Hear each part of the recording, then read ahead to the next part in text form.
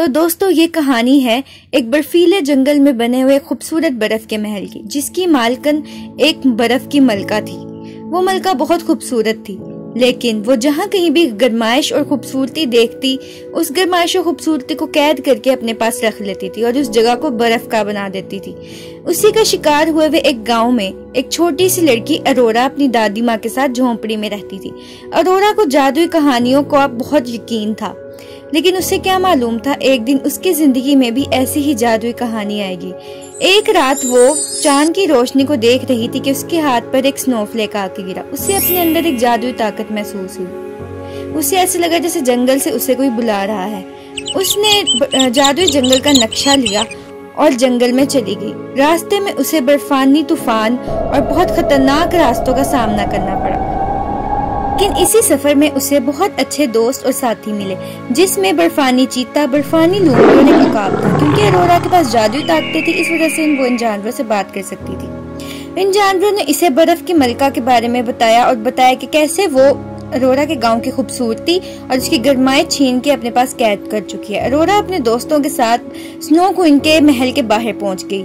जब उन्होंने snow queen के महल को देखा तो वो 1 मिनट के लिए उसकी खूबसूरती में खो गए थे, लेकिन जैसे ही वो अंदर गए तो उन्हें जालिम मलका मिली। उन्होंने देखा कि मलका ने हर जगह की गरमाइश और खूबसूरती एक गोल्डन कलर के ग्लोब में कैद की हुई है। इसी तरह अरोरा के गांव में बर्फानी तूफान आते थे और ना वहाँ पे कोई फसल उगती थी और ना ही वहाँ पे कोई फूल उगते थे, जिसकी वजह सिर्फ और सिर्फ बर्फ की मलका थी। अरोरा ने स्नो क्वीन को कहा कि वो उसके गांव की खूबसूरती और गरमाइश वापस कर दे, लेकिन स्नो क्वीन ने उसे कहा कि उसे अपने गांव की खूबसूरती हासिल करने के लिए स्नो क्वीन के साथ जंग लड़ना पड़ेगी। अरोरा और स्नो क्वीन के दरमियान जंग होना शुरू हो गई, लेकिन अरोरा के पास बहुत ज्यादा मैजिकल पावर्स थी। इस वजह से वो जीत गई और स्नो क्वीन हार गई। अब स्नो क्वीन का अरोरा पर कोई भी जादू असर नहीं कर रहा था। अरोरा के पास अच्छा मौका था कि वो स्नो क्वीन को मार देती, लेकिन अरोरा एक बहुत रहमदिल लड़की थी। उसने स्नो क्वीन को कुछ भी ना कहा। स्नो क्वीन अरोरा की अच्छाई देखकर बहुत ज्यादा शर्मिंदा हुई। उसे अपनी गलती का एहसास हो गया।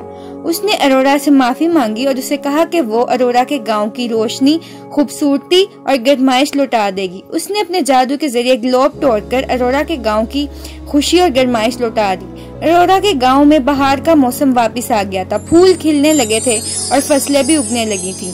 लोग बहुत ज्यादा खुश हो रहे थे। इस तरह अरोरा ने मिलकर अपने गांव को बचा लिया। अब स्नो क्वीन और अरोरा बहुत अच्छी दोस्त बन चुकी थी और वो गांव पे आने वाली हर मुसीबत का इकट्ठे मुकाबला करती। इस तरह अरोरा और स्नो क्वीन की ये दास्तान खत्म होती है।